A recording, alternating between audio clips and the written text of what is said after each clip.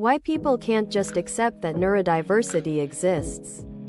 I mean, I feel like an alien sometimes. Someone else said it once that it's like having this human suit to mask myself in front of others. I personally agree that the human brain is complex.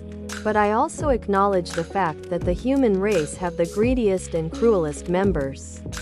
Yes, not all people are bad. But we never seem to weed out the awful people because they somehow always outlive the rest of us. Edit. I have to clear my statement since some have taken my comment as a human versus animal when in reality, it's human versus human. I genuinely thought that was implied well by my last point of underscore they somehow always outlive asterisk the rest of us asterisk asterisk underscore. I for one am still awaiting my orders. OMG. When I was little, like late single digits, I remember having a persistent delusion, fantasy that I wasn't human, but an android, an alien probe sent here in place of the organic human I resembled.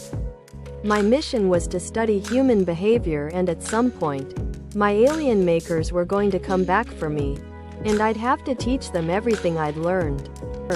This is how you get Scientology. Ah yes, the starseed stuff. AKA eugenics but outer space themed. I hate moms showing their kids having a meltdown on the internet. I agree. It's personal and doesn't belong on the internet. Some of the things I see mothers post are so heartbreaking and their children can't even consent or do anything about it. They think they're bringing awareness, but there's so many other ways to do so. Meltdowns are private. We didn't know I was autistic as a kid, but my mom would threaten to record my meltdowns and show my classmates and teachers. As a mom, this is disgusting.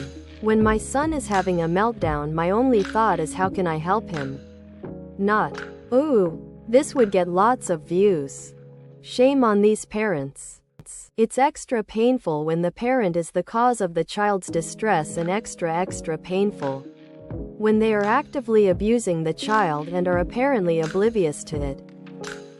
My mom would always record mine and said she'd post them on Facebook cause, if I don't want people to see it, I shouldn't do it. Luckily she never actually posted them, but she might as well have.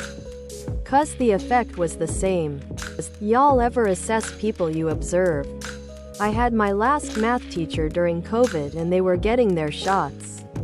And after she had her shot date, another teacher jokingly asked her during class switch if she had autism now, and she replied, "Nope, already had that before."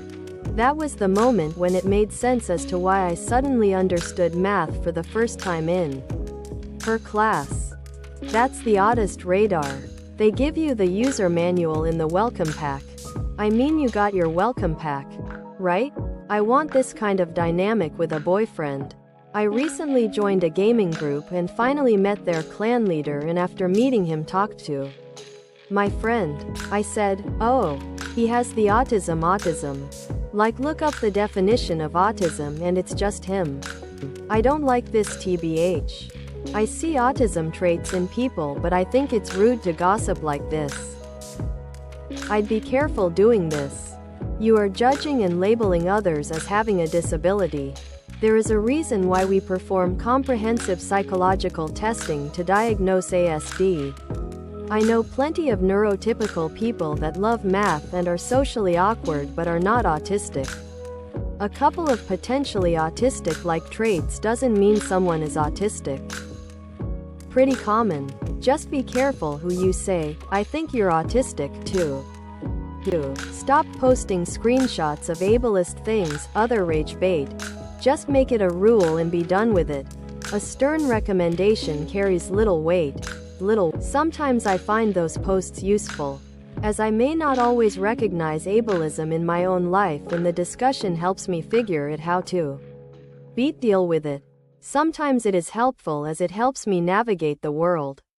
Other times, it is very obvious to me that it is rage bait, if it is made a rule to disallow such postings. How do we best distinguish between the two? By the quality of the discussion? By the number of people who are saying that it is useful to them? By mod judgment alone? How are any of these approaches any better than the status quo? I don't have the answers. But these are the things that are on my mind as a result of this post. While we're at it, can we stop with the venting because I got downvoted on some other subreddit posts? Thanks. What does ableist mean? Go to r or the n soke for that.